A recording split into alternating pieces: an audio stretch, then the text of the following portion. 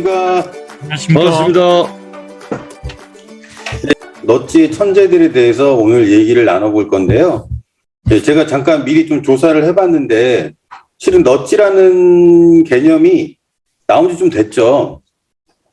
그래서 제가 자료를 찾아봤더니 넛지가 14년 됐죠. 2008년도에 미국에서 발행이 된 것 같고 우리나라에는 이제 2009년 4월에 책이 나왔더라고요. 그리고 제가 이 비슷한 시기에 읽었던 책 중에 이제 스틱, 그래서 메시지 전달하는 방법, 요게 이제 치바스랑 게나스라는 저자가 쓴 건데 이게 2007년 6월에 나왔고 사실 요거는 제가 아직도 이때 이 책을 한 2번 정도 봐가지고 기억에 남는 이 좀 도움되는 것들이 많이 있었거든요. 그리고 이제 그 치바스 데나스 저자가 2010년도에 스위치라는 또 책을 냈었죠. 예, 그리고 이제 이 넛지의 저자인 리처드 타일러랑 캐스 알 선스타인 그 두 저자가 있는데 그 중에 한 저자인 캐스 알 선스타인이 심플러라고 2013년도 12월에 이제 또 우리나라에서 책이 또 발간이 됐었죠.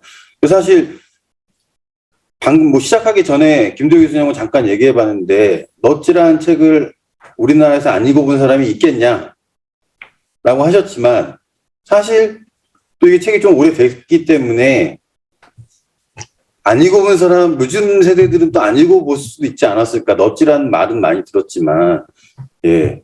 그래서 한번 제가 이제 한번 넛지의 천재들을 이걸 사가지고 먼저 보고 요거 해봤으면 좋겠다라고 추천을 먼저 드렸었고, 예. 또 안 읽어본 사람들도 있으니까, 근데 우리가 이전에 했던 뭐 휴먼카인드나 공정하다는 착각처럼 몇 시간에 걸쳐서 하지는 않아도 될 것 같긴 하지만, 예, 일단 오늘 뭐 2시간 내에 끝내볼 수 있으면 끝내보고요. 일단 오늘 그렇게 해서 좀 진행을 해보시죠. 네. 이거 뭐, 끝내야 됩니다. 이 책 내용이, 그, 재즈가 했던 컨설팅 내용을 갖다가 쭉 해서 사례 연구 같이 성공 사례 발표회를 한 거예요. 그러니까 재즈가 그 구술하고 에이프릴, 공동저자인 에이프릴이 글로 풀고, 그 다음 편집자들이 편집해서 발표한 거예요. 그래서 어떻게 보면 자기도 홍보죠, 홍보. 예. 그래서 약간 뻥도 좀 들어있다고 보시면 됩니다. 뻥도 좀 들어있고. 그래서 굉장히 쉬운 내용인데, 이 넛지의 천재들이라는 제목을 한 게, 넛지를 그 컨설팅 한 거예요. 어떻게 넛지 할 것인가. 그래서 넛지가 이제 가져온 그 큰 반향이 뭔가 하면은 행동경제학이라는 부분이죠. 행동경제학. 경제학이 이제, 경제학의 그 효용이 뭔가 하면은 사람들의 행동을 예측하는 거거든요. 어떻게 사람들이 행동할 것인가. 그 행동을 예측해가지고 바람직한 결과를 끌어나올 거다는 거죠. 그래서 이제 했던 게 이제 고전경제학들, 그 수요와 공급을 기본으로 했던 것들, 그걸 이제 우리는 미시경제라 그러죠. 그 다음에 케인즈 쪽에 나타나는 건 이제 수정주의. 국가가 그 참여해서 뭐 인프라스트럭처를 형성하는 방식들. 그 다음에 이제 나온 게 뭐냐 그러니까 이 심리가 이제 경제학하고 붙어요. 그래서 심리하고 경제학이 붙은 게 행동경제학입니다. 이게 아마 처음 소개된 게 레빗이라는 경제학자가 자기도 행동경제학에 자신을 못 갖고 붙인 프리크노믹스라는 괴짜 경제학이라는 책을 처음 출간했죠. 그 책에서 이제 센세이셔널하게 만들었던 게 뭐냐 그러니까 일본 스모 선수하고 캘리포니아 그 10학년 수학 선생하고 같은 게 뭐냐 그랬을 때 둘 다 사기친다는 거예요. 왜 사기를 치느냐 했을 때 이제 나오죠. 그 스모는 뭐 7승을 해야 승진이 되는데 이미 7승 해나이하고 6승 해나이가 둘이 붙는다 이거예요. 그러면 이미 7승 해나이는 일부러 져준답니다. 그럼 그 빚을 다음에 갚는다는 거죠. 왜냐하면은 승급이 되면 월급이 올라가기 때문에. 철저히 뭐 그런 건가요? 연공서열제입니다. 일본 스모는. 상금제가 아니고 연공서열제이기 때문에 그런 거죠.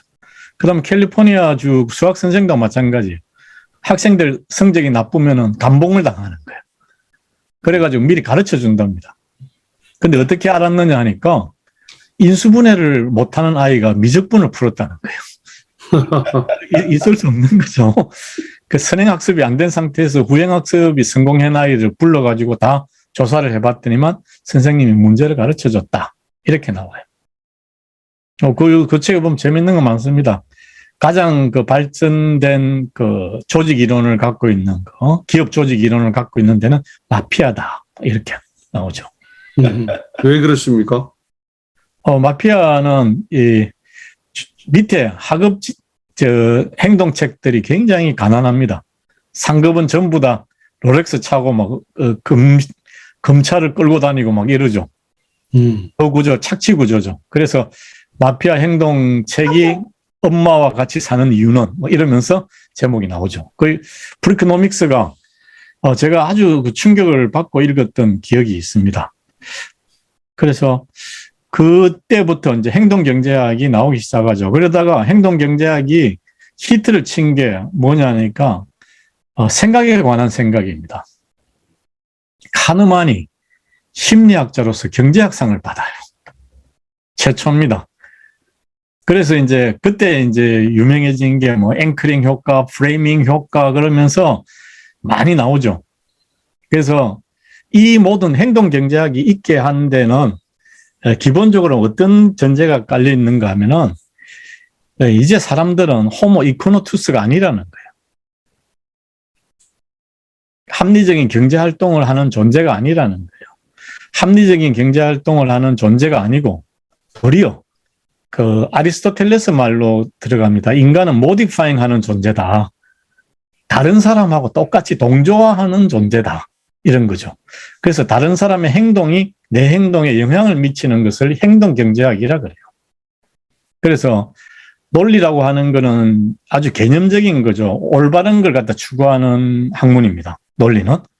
근데 심리는 사실을 추구하는 학문이에요. 그러니까 좋아하는 사람도 있고 여당 지지하는 사람이 있고 야당 지지하는 사람이 있다는 거예요. 존재하는 상황이죠.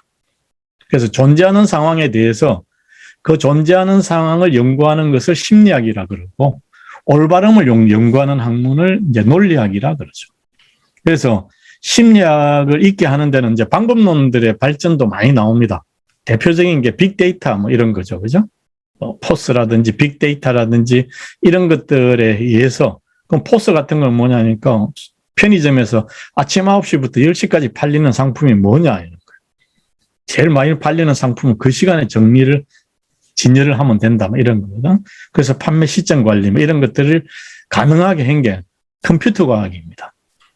그래서 인간이 더 이상 불합리한 존재가 아니고 인간이 그렇게 움직인 데는 뭔가 이유가 있을 거다. 그래서 사람들을 따라한다는 거죠. 그게 이제 행동경제학입니다.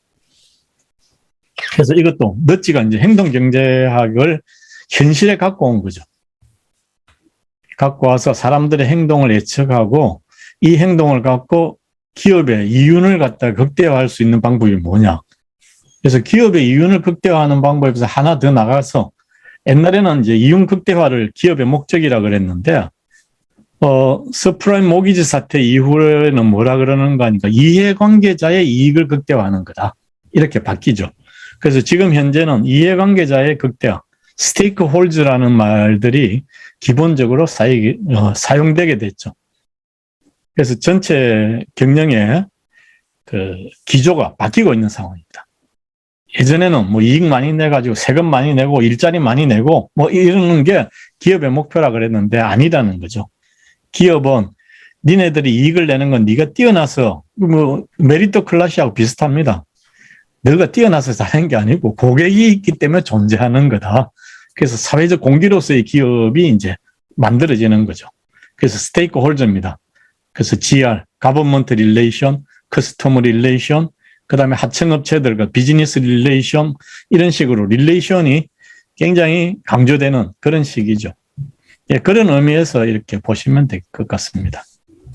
저도 한 5년 전인가 5, 6년 전에 그 이해관계자 커뮤니케이션이라는 그 1원인 과정을 모 그룹사에서 만들자라고 요청이 들어와서 만들었었거든요. 그러니까 지금 그 김대우 교수님께서 얘기하셨던 것처럼 예전에는 어떻게 보면 주주가치의 이익을 극대화하기 위해서 기업의 존재 가치 이유를 설명을 했었는데 이제 그런 단순한 차원을 넘어서서 기업과 관련된 다양한 이해관계자들의 가치를 증진시키는 게 이제 목적이다라고 해가지고 그런 과정들을 만드는 것들이 좀 약간 좀 유행이라고 하기 좀 그런다. 약간 그런 요청을 좀 받긴 받았었어요. 그래서 만들었었거든요.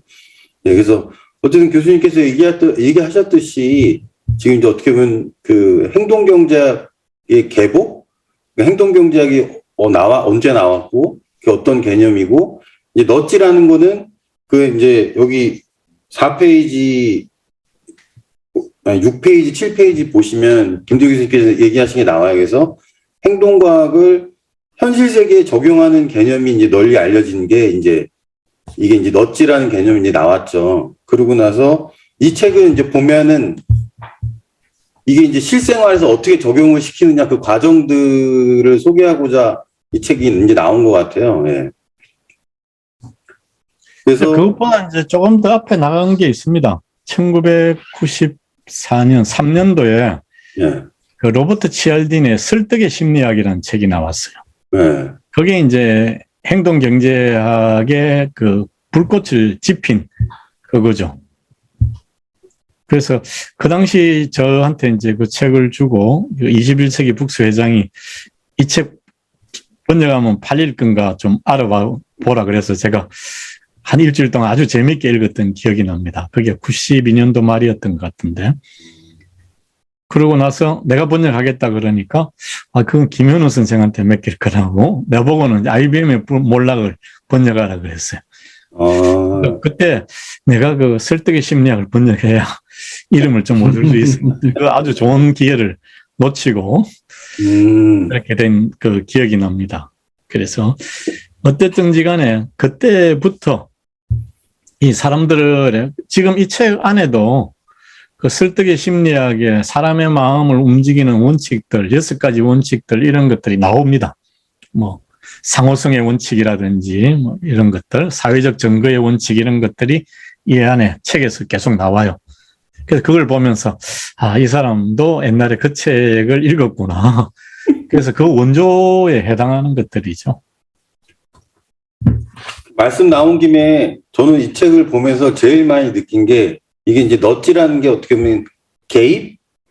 뭐 이제 뭐 이런 식으로 해석이 될 수가 있잖아요. 팔꿈치로 민대. 네. 옆구리 이렇게 슬쩍 찌르기 뭐 이런 식으로. 근데 저는 이런 넛지가 제일 많이 적용된 분야 중에 하나가 광고 분야가 아닐까. 그래서 제가 집에 이제 이 전설의 광고들이라는 책을 찾아서 봤거든요. 어젯밤에 다시. 네, 그래서 광고를 보면 상당히 많이 메시지를 효율적으로 전달하기 위해서 상당히 많은 이제 꼬기, 비틀기, 뭐 찌르기, 뭐 이렇게 되게 많이 나오죠. 그래서 광고에 특히 이런 게 많이 적용되지 않나. 제가 또 광고를 예전에 좀 재밌어서 많이 책을 사서 많이 봤는데 광고야말로 진짜 넛지가 제일 많이 잘 적용된 분야가 아닌가라는 생각이 그런데 들더라고요. 예. 원래 오길비가 그 카피라이트예요. 카피라이트. 그죠? 아주 전설의 카피라이트예요. 네.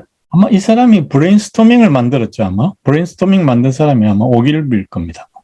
근데 거기에 대해서 비판도 많이 있어요. 그러니까 이제 브레인스토밍이라는 게 다른 사람 얘기를 절대 비판하지 말고 그냥 마음껏 이 얘기를 하도록 뭐 yes and로 나가라 이런 얘기들을 이제 하는데 실제로 yes and로 해가지고 아이디어가 많이 나온 것보다는 오히려 더 비판적으로 이렇게 하는 것이 더 값진 아이디어들이 많이 나온다. 뭐 이런 이제 실증적 연구들도 있고 그런데 뭐 널리 브레인스토밍 또는 브레인 라이팅으로 많이 알려져 있죠.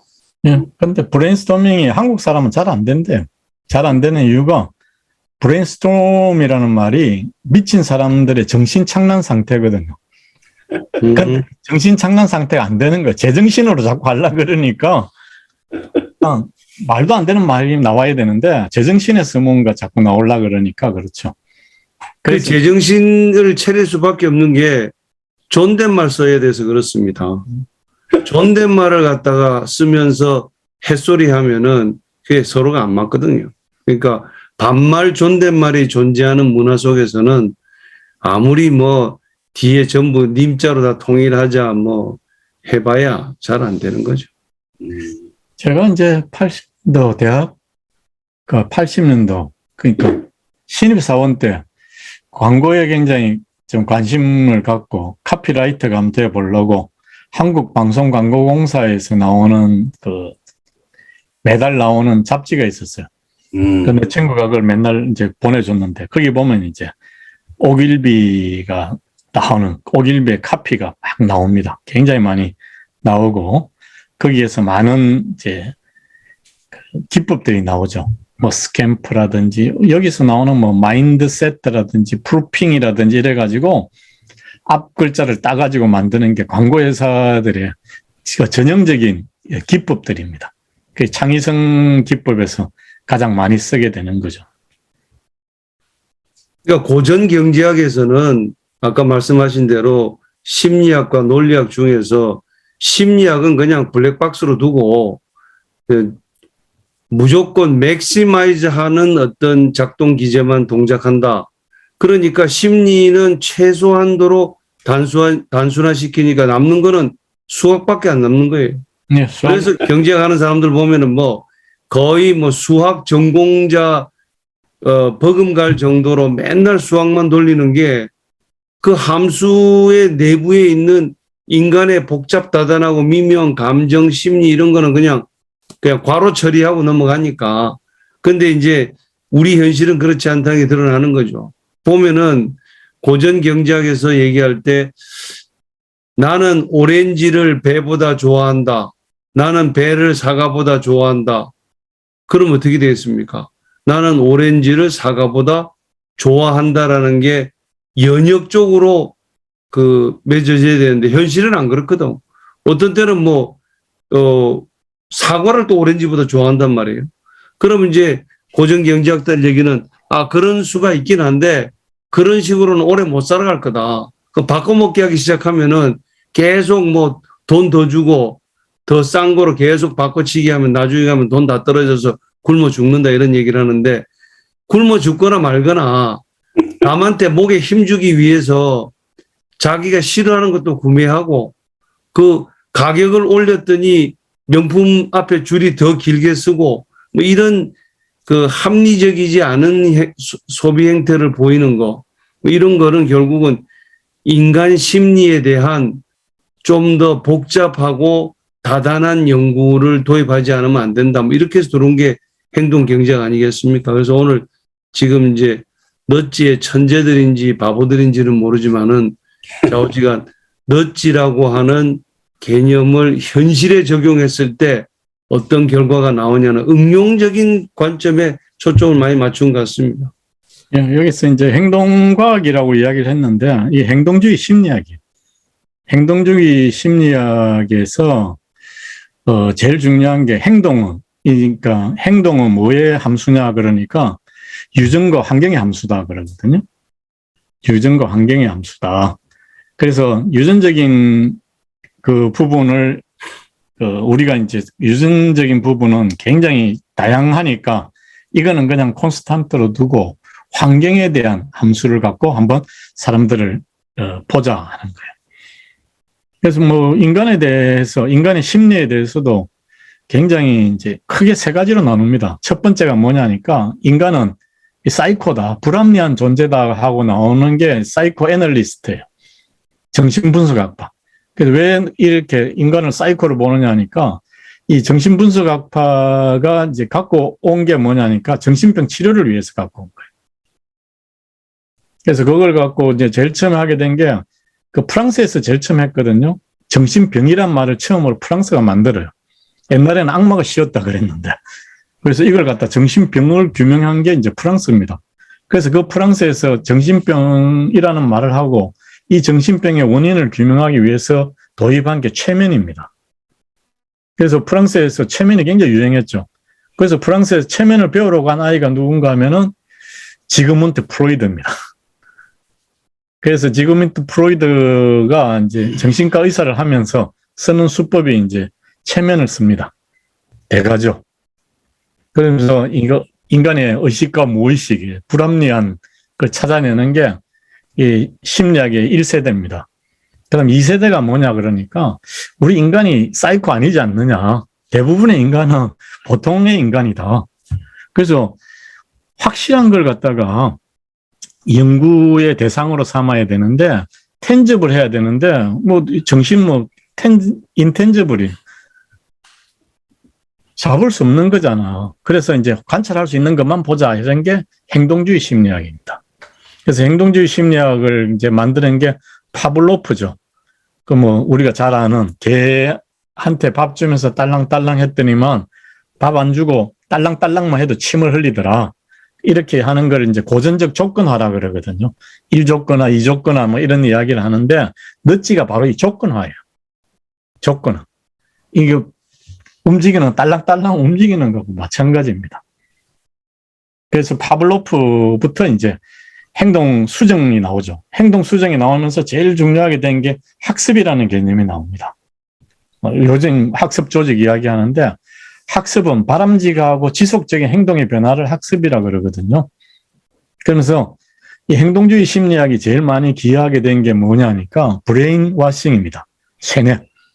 공산주의 이론을 갖다가 이렇게 아주 정당화시켰죠. 그래서 공산주의자로 만들려고 그럴 때, 그래서 이제 행동주의 심리학이 우리나라에서는 좀 거부가 됐죠. 스키너나 뭐, 피아제 같은 사람 거부가 됐는데, 그 세 번째로 나온 게 이제 The Third Post Psychology라 그래가지고, 인간은 또라이도 아니고, 그 다음에 그, 딸랑딸랑하면 침 흘리는 개도 아니고, 우리는 인간이다는 거예요. 그래서 이걸 만드는 게 이제 마슬로우부터 시작하는 인간의 욕구 부분들, 인간은 도대체 뭐 하는 존재냐, 자기 실현하는 존재다, 이런 식으로 나오는 게 제3세대 심리학입니다. 그래서 현재 심리학은 뭐 그런 순서대로 나와 있죠. 그래서 지금 여기 넛지에서 이야기하는 거 2세대 심리학에서 나오는 조건화를 바탕으로 해서 인간의 행동을 바꾸는 거죠. 이제 그걸 만드는 게 이제 행동주의, 행동과학이라고 보시면 됩니다. 그래서 여기에서 제일 중요한 건 뭐냐 하면 관찰 가능한 것. 그 다음에 실험해야 되고 유의미한 결과가 나와야 된다는 거죠. 그래서 그런 행동주의 심리학에 나온 결과들이 굉장히 많습니다. 그러니까 뭐 원숭이가 도구를 어떤 식으로 하느냐 이런 거. 원숭이한테 공을 던졌더니만 도로 던지더라. 그래서 바나나를 던지면 잡아가지고 바나나를 또 던진다. 이런 식으로 나오죠. 그래서, 그리고 이제 그걸 또 연구하는 거, 종특성을 연구하는 거, 구달 같은 거, 침팬지하고 같이 살면서 이 사람들 어떻게 나오느냐, 이러면서 되죠. 그래서 현실하고 학문을 접목시키는 그런 과제가 됩니다. 그래서 넛지라고 하는 거는 어떤 식으로든지 작은 개입을 통해서, 그러니까 비용이 얼마 들지 않는 걸 통해서 사람들의 행동을 유인한다는 거죠. 제일 유명한 게 뭐, 아메리칸 스탠다드 그 소변기에 나오는 파리 있잖아요, 파리. 아, 스키폴 공항인가? 이제 챕터 2에 나옵니다. 파리를 갖다 조종하는 거. 그것도 우연한 발견이거든요. 그보다 훨씬 이전에 이 사람이 발견을 한 거예요. 그래가지고 한번 자기가 공항 관리자가 됐을 때 한번 해봤다는 거죠. 근데 뭐 우리나라 소변기가 더 깨끗하죠. 소변하고 있으면 뒤에서 기다리죠. 밀대 들고. 밀대 들고 기다리죠. 팔이 안 그려놔도 우리가 더 깨끗하죠. 자, 이제 뭐 본론 시작하시죠. 예. 그러면 어떻게 목차부터 한번 예. 끌고 갈까요? 예. 챕터별로 나가죠. 예. 지금 이게 총 14장까지 이게 되어 있는데, 예. 앞에 1, 2, 3장은 이 넛지에 대한 그 넛지가 당신의 행동을 결정한다? 예. 이렇게 하면서 이제 그 오길비 쪽에 그 행동과 그 연구할 수 있는 조직을 만들면서 한 그 얘기가 나오는 것 같아요. 그리고 4장은 남아프리카 공화국에서 이제 심카드를 얼마나 더 잘 판매할 수 있는가. 그렇게 해서 뭐 이제 프랑스, 태국, 멕시코 이렇게 나오더라고요. 얘기들이. 예. 그리고 나서 이제 뭐 비즈니스 넛지 8단계 챕터 8 이렇게 나오면서 이제 계속 사례들 뭐 나오고 뭐 이렇게 정리가 되더라고요. 예. 뭐 1장에서 이제 좀 알아야 되는 개념이 뭐냐면 휴리스틱이라는 개념이거든요. 예. 휴리스틱. 이게 생각에 관한 생각에도 휴리스틱이 굉장히 많이 나옵니다. 굉장히 많이 나오는데 이 휴리스틱이라는 개념을 조금 이제 명확하게 하고 지나가야 돼요. 근데 휴리스틱이라는 개념은 이제 체험적으로 알게 되는 거를 휴리스틱이라 그래요. 그러니까 체험적으로, 그러니까 논리적으로 아는 것보다 체험적으로 알게 되는 거. 체험 학습 방법을 우리가 휴리스틱이라 그러거든요. 그래서 휴리스틱이라고 하는 데서 이제 제일 중요한 건 이제 여기도 이야기하고 넛지에도 이야기하고 생각에 관한 생각에도 이야기하는 휴리스틱이 가용성 휴리스틱이라는 게 있어요. 가용성, 이 근접성의 효과. 최근에 했던 것들에 영향을 많이 받는다. 앵커링 같은 것도 마찬가지거든요. 뭐 여기 보면 자기 학생증 번호 보라 해놓고 이게 얼마냐 이랬을 때 가격을 매기라 했을 때 그거하고 비슷하게 매기더라는 거예요. 이걸 갖다가 이제 우리는 가용성 휴리스틱이라 그러거든요. 기준을 갖다가 정할 때 기준이 없을 때 어떤 기준을 세울 것인가 하는 거거든요. 그래서 이 가용성 휴리스틱이라고 하는 거는 어떤 의사결정을 내릴 때 복잡한 거 싫다는 거예요. 그래서 빨리 차용할 수 있는 게 좋겠다. 이런 거죠. 그래서 우리가 뭐 당구를 칠 때도 마찬가지입니다. 당구 칠 때 그냥 바로 노타임으로 가서 치죠. 이게 가용성 휴리스틱이에요. 근데 타임아웃 이래가지고 불을 넣어가지고 이거 재고 막 계산하고 이러는 것들은 이게 복잡한 거거든. 칠 때마다 그렇게 하면은 당구 못 치죠. 그래서 항상 자기가 했던 방식대로 쉬운 방식대로 가려고 하는 걸 갖다가 휴리스틱이라 그런다. 그래서 우리 의사결정할 때 1장에서 이야기하는 거는 제일 중요한 게 그거예요. 인간이 호모 에코노투스가 아니라는 거예요. 이 경제학이 성립하려고 그러면 호모 에코노투스가 돼야 되는데 호모 에코노투스가 아니다. 그래서 불합리한 존재다. 이런 거죠. 그 휴리스틱이라는 이야기가 나올 때 불합리하게 의사결정하는구나. 그래서 의사결정에 영향받는 요소들, 어떤 요소가 의사결정에 많은 영향을 미치느냐를 알면은 우리가 넛지할 수 있다. 이런 이야기입니다. 그래서 이제 이코노미스트에서 그 독자 구독을 하게 만드는데 디지털만 구독하면 59불, 인쇄물만 구독하면 129불, 둘 다 구독하면 129불, 전부 둘 다 129불에 구독하는 사람들은 다 찍는 거예요. 그러니까 인쇄물 구독하기만 하면 디지털 구독은 공짜로 딸려오는데 누가 인쇄물만 구독하겠어요? 그런 식으로 사람들을 유도해 나가는. 그 다음에 이제 오길비 광고 회사에 있는 직원들을 당근을 좀 먹여야 되겠다. 애들이 채찍만 너무 많이 맞아가지고 이번에는 좀 당근을 좀 많이 먹여야 되겠다. 그래서 이제 이 구내식당에다가 당근을 제일 앞에다가 배치를 해놓으면 그냥 가면서 일단 당근 집고 그리고 그 다음 거를 또 집으니까 당근 소비는 올라가더라. 그리고 거기다가 뭐 수분 듬뿍 당근 이렇게 또 이름도 아주 예쁘게 지어놓고 실제로 보면은 우리가 이 뷔페 가면은 앞에 있는 게 제일 많이 없어져. 그래서 저는 의도적으로 앞에 깔아놓은 거 한 4개 정도는 스킵합니다. 그러면 뒤에 가보면은 뭐 탕수육도 나오고 뭐 꼬리찜도 나오고 여러 가지 좋은 게 뒤에다 잔뜩 배치되어 있기 때문에 앞에의 달콤한 유혹에 절대 안 넘어가려고. 저는 뷔페 안 갑니다. 뷔페 너무 비싸요. 너무 비싸요. 예, 다 먹지도 못할 건데. 예, 너무 비싸서 안 갑니다. 갔다 오면 꼭 탈이 나더라고요. 이게 내가 그 맛있는 소고기 뷔페를 한번 소개시켜 드릴 테니까 안 갑니다. 25,000원에 마음껏 먹어. 특수 부위를. 안 갑니다. 한번 가고 나면 생각이 달라질 수도 있습니다. 제가 기억나기로 이런 행동과학의 이런 개입이 제일 또 많이 적용된 분야 중에 하나가 쇼핑의 과학이라는 책 읽어보셨어요? 안 봤어요. 쇼핑의 과학. 네, 거기 보면 왜 백화점 뭐 1층에는 밖에 안 보이게 돼 있고 뭐 시계가 없고 막 음악 막 이런 것들도 되게 다 설계가 이미 되어 있는 거더라고요. 네. 그러니까 뭐 이와 비슷하지 않을까 하는 생각이 듭니다. 이 쇼핑의 과학은 계속 이 개정되면서 업데이트가 된다고 하더라고요. 그래서 저도 예전에 사서 좀 봤었는데 이 내용을 보니까 또 그 책이 좀 생각이 나네요. 네. 되게 이제 요일별로도 또 다르다 그래요. 그리고 그 아주 행진곡을 좀 빠르게 안 들리는 데시벨로 이렇게 또 틀어놓는다 그러더라고요. 네. 그리고 1층에 또 화장실 없는 거, 백화점 이런 거 보면은 저 백화점을 요즘에 안 가봐가지고 1층에 화장실 있는지 없는지 기억이 잘 안 나는데 진짜 없나요? 뭐 확인해 보면 될 겁니다.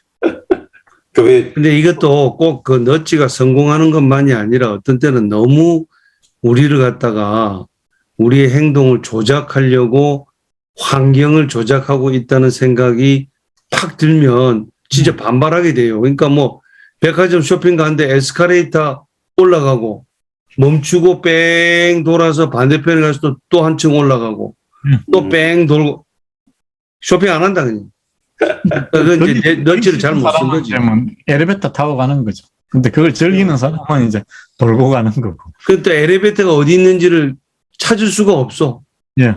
이런 식의 만들어 놓은. 그러니까 너찌는 그야말로 현명하게 그 사용하는 사람이 내가 지금 내 자유를 침해당하고 있는 것 같은 것 같기도 하면서도 아닌 것 같은 이런 상태로 살짝 몰고 가야지 아주 뭐 소몰고 가듯이 이렇게 강제로 몰고 가려 그러면은 사람들이 반발하는 거죠.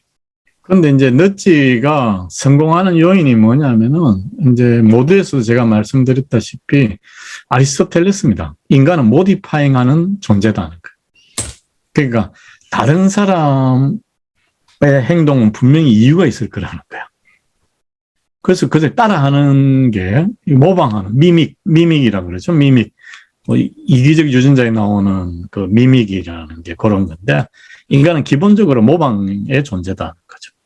그래서 내가 정보가 많지 않을 때는 안 들어놓은 안을 찾는다는 거죠. 그래서 우리가 그 식당에 가서 메뉴 했을 때 세트 메뉴 찾죠. 제일 싸죠. 그 다음 주방장 추천 메뉴 찾죠. 그 다음에 사람들 물어봐요. 다른 사람들 되게 뭘 시킵니까? 이랬을 때 가장 많이 시키는 메뉴. 그래서 지난 사흘 전에 제가 우리 와이프랑 저기 백반기행이 나온 집을 갔어요. 가서 분당에 있더라고. 거기 갔는데 남 무슨 식당인데 뭐 이야기는 하면 안 되고 안 됩니다. 해도 아마 처리할 테니까.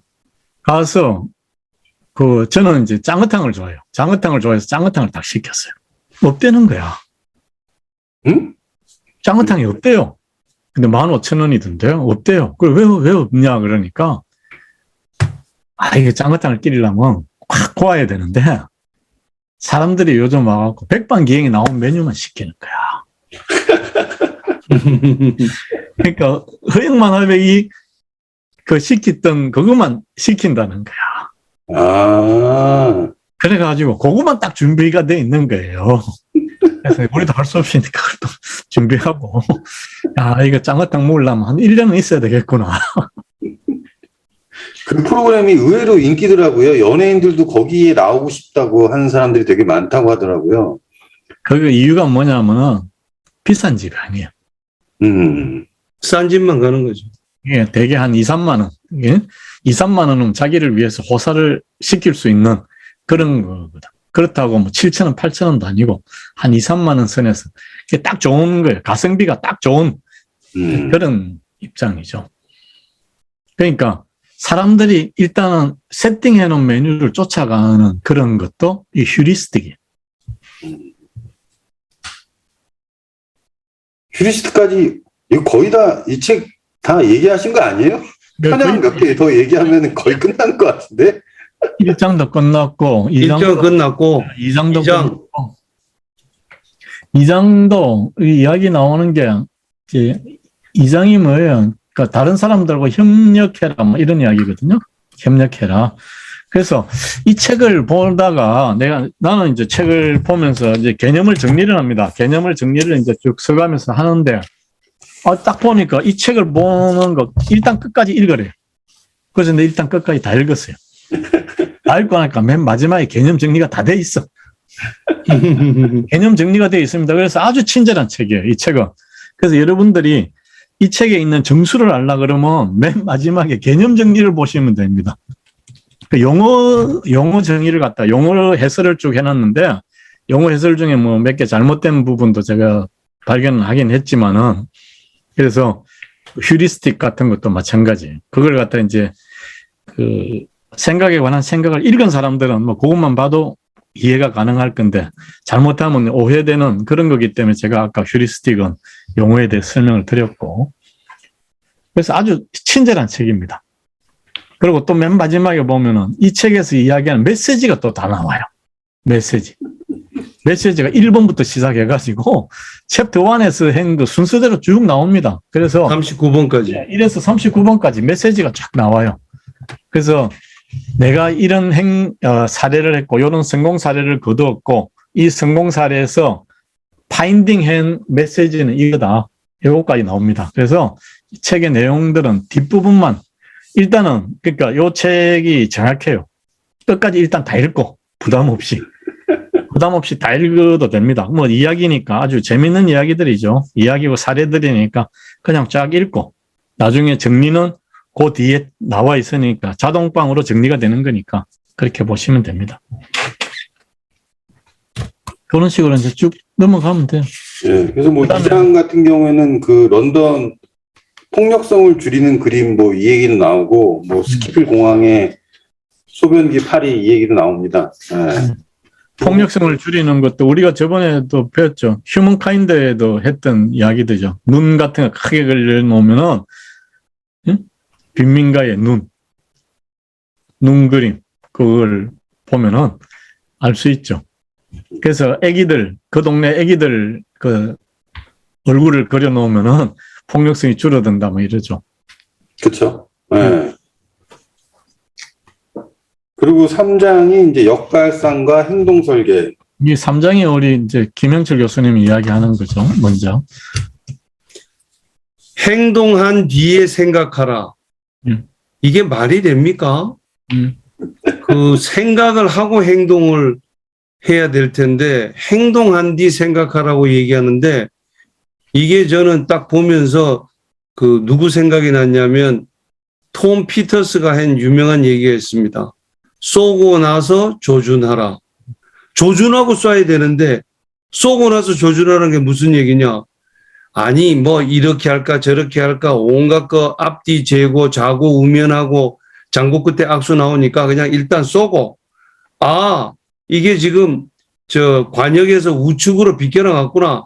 그러면 조금 0점을 저 좌로 좀 당겨야 되겠다 하고 쏘고 또 그다음에 요번에 좀 밑으로 갔구나. 그럼 또 약간 위로 올려서 조준하고 쏘고 이게 쏘고 조준하는 게 맞다는 얘기거든요. 그래서 이제 얘가 나오는 게 어떤 게 나오냐면 이 지역은 소매치기가 설치는 지역이므로 다들 조심하십시오. 이런 벽보가 붙어 있는데 소매치기들이 그런 장소를 꼭 가서 노린다는 거예요. 이유가 뭐겠습니까? 그 벽보를 보는 순간에 사람들이 이러면서 이제 자기 주머니 이런 거를 더듬는다는 거예요. 그러면 딱 전봇대에 대해서 보고 있다가 자기 안쪽 지갑을 자꾸 이렇게 만지는구나.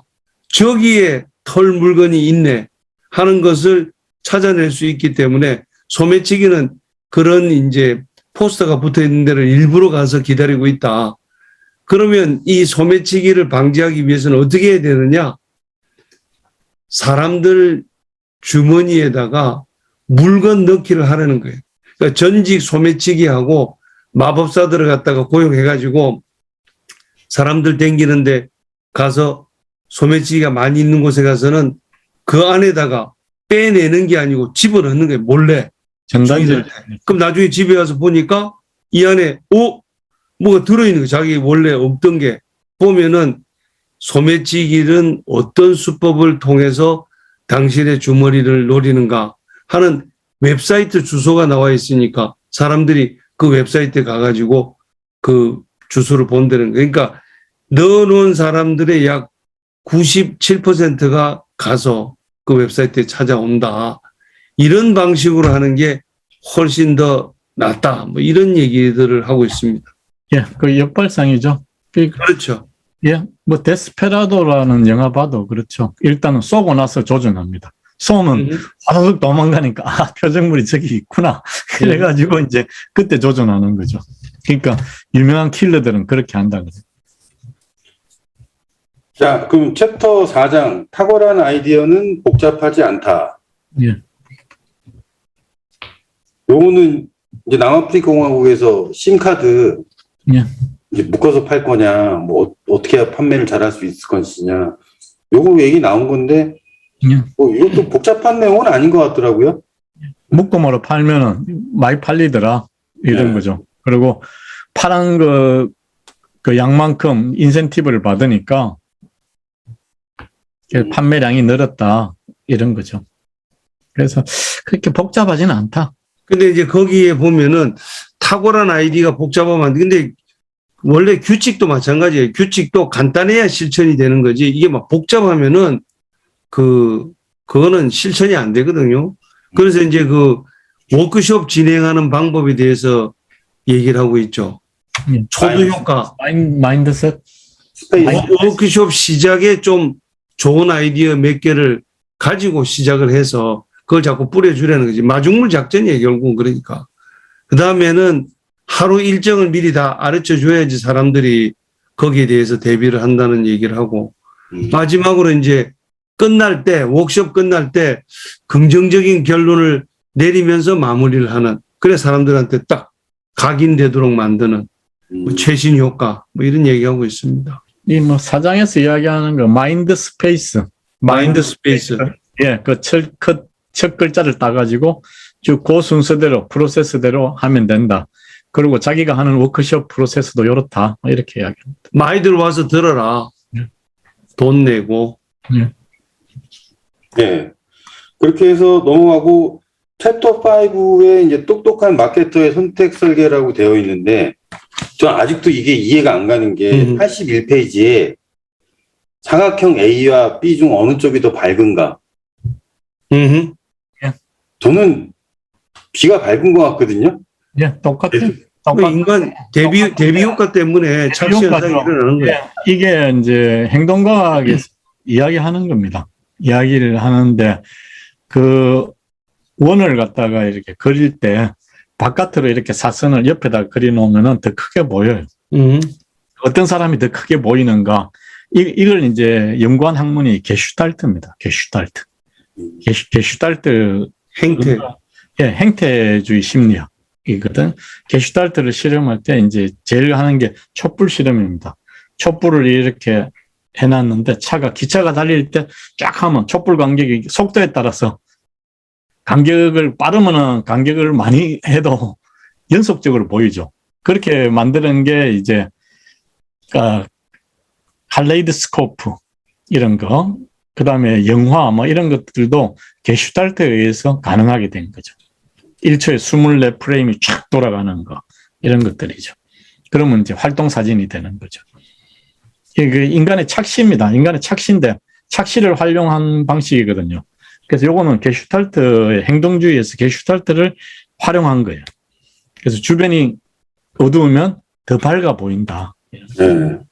원래 이 책에 여기 이 5장에서는 키워드가 이게 아닌데 저는 81페이지 이거 그림 계속 보느라고 이렇게 책을 많이 뺏겼는데 네.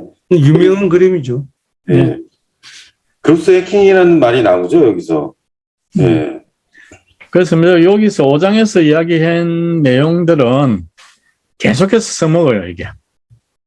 지금 재즈가 계속해서 써먹는데 이게 뭐냐 그러니까 이게 행동과학의 효과를 말로 설명해 갖고 안 된다는 거예요. 지가 먼저 당해봐야 안다는 거야. 그러니까 당해봐야 안다는 거는 지가 똑똑한 사람은 지가 당해봐야 되는 거야. 그래서 나중에 보면 이런 거죠. 최고 광고주들을 모셔놨는데 절대 광고주들이 민망하게 지가 바보 됐다는 생각은 안 해야 된다는 거야. 그렇게 되면 그 회사가 완전히 박살나 버리는데 근데 재즈는 이거만큼 파워풀한 방법이 없다고 생각해서 완전 엿을 먹입니다. 그랬는데 성공을 거두죠. 그래서 그 성공을 갖다 계속 써먹어요. 얘. 다른 사례에서. 그날 이후로 계속해서 얘가 가는 데마다, 재즈가 가는 데마다 이 퀴즈 3개 딱 이야기하면서 이게 완전 엿을 먹여놓고 시작합니다. 그래서 나도 이걸 써먹어야 되나. 뭐 이 책이 또 많이 나가면은 약발이 안 받을 건데. 그 야구 배트 방망이는 내가 옛날에 많이 써먹었거든요. 그랬는데, 이건 또 써먹어야 되나? 1불 차이 나는 거? 예. 네. 5센트. 그렇죠. 예. 아니, 그리고 지금 이제 그 비슷한 맥락인데, 그 영업사원들이 어디 가서 이제 프레젠테이션 할 때, 저희 회사 제품을 반드시 사야 될 이유를 설명해 드리겠습니다. 이렇게 프레젠테이션 시작하면, 그거는 B급이에요, B급. A급은 저희 회사 제품과 서비스를 절대 사시면 안 되는 이유를 말씀드리겠습니다. 1. 비쌉니다. 2. AS가 제때 안 될 수도 있습니다. 3. 성능이 항상 일정한 건 아닙니다. 이렇게 얘기하면 사람들이 야, 그러면 그걸 누가 사겠냐. 그렇지 않다는 거죠. 그렇게 얘기를 해놓고 난 다음에 그래도 뭔가 장점이 있을 거 아니냐고 고객이 물어보면 첫째, 이 분야 세계 최고입니다. 품질은. 이러고 나가면 이제 뻑 가는 거예요. 그러니까 그 서양에 보면 항상 굿뉴스, 배드뉴스 뭐 이런 거 가지고 어느 걸 먼저 얘기를 듣고 싶으냐 이렇게 물어보는데 그 논리에 따르면 사실은 배드뉴스를 먼저 얘기하는 게 효과가 더 좋은 거죠. 침을 미리 놔두고 나중에 거기다 반창고 발라주는 게 낫지. 반창고 발라주는데 그 위에다 또 침을 콱 꽂아버리면은 이게 안 된다는 거거든요. 근데 현실적으로는 이렇게 사람들이 영면들이 잘 못해요. 왜? 간땡이가 작아서 그런 거예요. 내 입으로 사지 말아야 된다는 얘기를 하는 순간, 예? 그 사람들이 진짜 안 살까봐. 자기의 영향력을 스스로 과대평가하고 있는 그런 중인 거죠. 그리고 또 여기 보면은 실수 효과라는 게 나와. 사람들이 완벽하게 프레젠테이션을 하면 아주 그냥 군더더기 하나없이 딱 떨어지게 하면 와, 잘했다 이렇게 생각할 것 같은데 아니라는 거지. 오히려 중간에 이 실수를 좀 하고 알림판 같은 것도 거꾸로 뒤집어 놓고 그러면 사람들 이거 뭐야 이거 거꾸로 뒤집어진 거 아니냐고 하면서 한 번 더 쳐다볼 거 아니에요. 그리고 얘들도 이게 이런 실수를 하는구나 하는 인간적인 또 호감을 불러들일 수 있다. 근데 저는 이거 사실 그 학생들한테 조금씩 가끔 써먹었어요. 수업에 이렇게 그 설명해 주면서 일부러 틀리게 얘기를 해주면은 똑똑한 놈 그 지적해내거든요. 교수님 그 좀 전에 말씀 좀 내용이 이상한데요. 뭐가 이상한데? 이런 거 아닙니까? 그래? 야, 너 천재다. 너 너찌의 천재다. 그렇게 이제 축켜 세워주는 거죠. 그래서 진짜 1급 그 선생, 진짜 1급 영면들은 실수도 하고 왜 내 수업을 여러분들이 들어서는 안 되는 이유를 내가 설명해 주겠다. 이런 식으로 해나가는 이런 기법들을 얘기하는 것 같습니다. 그래서 여기 보면 재즈가 165cm밖에 안 된대잖아요. 지가. 그래가지고 지가 요다라고 이런 이야기, 자기의 약점을 이야기하면서 친근감을 드러내게 그렇죠. 그 상대방이 무장 해제 당하는 거죠. 네. 근데 완벽하다 이러고 나가면은 경계심을 딱 품고 아 그래 완벽하다고 한번 들어보지 그래 얼마나 완벽한지 하고 벌써 딱 색안경 쓰고 들어가는데 아 제가 뭐 있습니까 뭐 이러면은 무장해제돼 가지고 생각보다 안 하는 게 많네 뭐 이렇게 사람들이 역으로 들어온다는 거죠. 그렇게 하려 그러면은 이제 겸손하게 하려면은 뒤를 받쳐주는 게 있어야 돼. 내공이 있어. 책에서 우리가 이야기했죠. 그래서 공정하다는 착각했었나? 그래서 자기가 일단 이제 레퓨테이션이 있는 사람은 겸손하면 되는데 레퓨테이션이 없는 사람은 그럼 네가 왜 나왔어? 뭐 이렇게 나온다는 거죠. 그래서 그 내공이 안 받쳐주면 위험하죠. 그러니까 이제 이 얘기를 한마디로 얘기하면 좀 더듬수 놓으라 이런 얘기입니다. 저는 실제 제안하고 PT하고 하잖아요. 네. 근데 한 번도 여태까지 제 물건 사지 마십시오라고 한 적이 없었거든요. 항상 제안 첫 번째 장에 제안 개요라고 해서 제안 배경하고 왜 우리가 되어야 되는가 그렇게 하지. 아까 김현철 교수님께서 얘기했듯이 그렇게 사지 마십시오 이렇게 한 적은 한 번도 없고. 황 팀장이 그렇게 해야 돼요. 왜냐하면 그렇게 해야 돼. 왜냐하면은 황 팀장 같이 해야 돼. 왜냐하면은 왜? 의사결정자가 엔드 유저가 아니거든. 예, 엔드 유저는 그런 사람들을 좋아하지만은 지금 의사결정은 자기 의사결정을 하는 게 아니에요. 회사를 대리해서 의사결정하는 거기 때문에 이때는 시스템 1이 그 작동하는 게 시스템 2가 작동하는 거거든요. 그 완벽해야 된다. 왜냐하면 내 의사결정을 갖고 나중에 브레인 받을 수 있다는 거예요. 너 왜 그런 거 했어? 그랬을 때 이게 완벽하지 않습니다. 사면 안 됩니다. 왜 봐? 네 그렇게 경고를 했음에도 불구하고 왜 그걸 선택했어? 이러면 안 된다는 거죠. 그래서 이 점에 대해서는 저 김두혁 교수님 동의할 수 없습니다. 반드시 다음에 프레젠테이션을 가서 그 첫째 저희는 납기를 못 지킨 경험이 있습니다. 실제로 있어 없어요? 납기를 다 지켰어요? 100%? 아니요. 그렇진 않죠. 신이요? 못 지켰을 거라고. 근데 그런 얘기를 먼저 까고 얘기하라니까. 그러면은 그 계약서에 나오는데 납기는 그 지체 보상금이 나오는데 뭐. 아니 뭐 보상금이 나오든 말든 그건 계약서 납기일까지 못 지킨 경험이 있습니다. 라는 얘기는 약점 아니요. 치명적일 수 있는 약점이잖아. 그거를 밝히면 김두열 교수 좀 전에 얘기했처럼 그래 니는 납기를 못 지키는 인간이니까 니는 그냥 그 한마디로 뺀다. 그렇게 할 것 같습니까? 천만의 말씀. 아니에요. 속으로 나는 뺍니다. 내가 그 회사 일하면 뺍니다. 이런 거 어떻게 믿고 해야 이렇죠. 오케이. 내 같으면은 절마가 얼마나 저 속에 자신이 있으면 납기를 못 지킨 적이 있다는 것을 밝힐까. 사실은 이 세상에 납기를 지킨 놈 단 한 놈, 저는 한 번도 납기를 어긴 적이 없습니다. 그래? 니는 정직한 진정성이 부족하다. 이렇게 체크를 한다고. 아닙니다. 거의 그 경영의 기본이 뭐냐면 제조업은 QCD거든요. 퀄리티, 코스트, 델리버리 이거는 목숨을 걸고도 지켜야 되는 사람. 그래서 정주영 씨가 그래서 다 지키냐고 100%. 지킨 회사만 살아남죠. 정주영 씨가 납기를 지키는데 그 공사비, 다리 교량 공사비에 100배를 썼어요. 그것 때문에 이제 신용을 쌓아가지고 현대가 있게 된 거죠. 그래서 현대는 델리버리 잘 지키기로 유명합니다. 그 100% 지켰냐고. 지켜야죠. 그러니까 프레젠테이션 듣는 사람이 못 지키면은 가는 거예요. 오케이. 그래서 그거는 김두열 교수 생각이고 내 생각에는 만약에 우리 회사는 1번 이래서 완벽하고 2번 저래서 엑설런트하고 3번 이래서 끝내준다.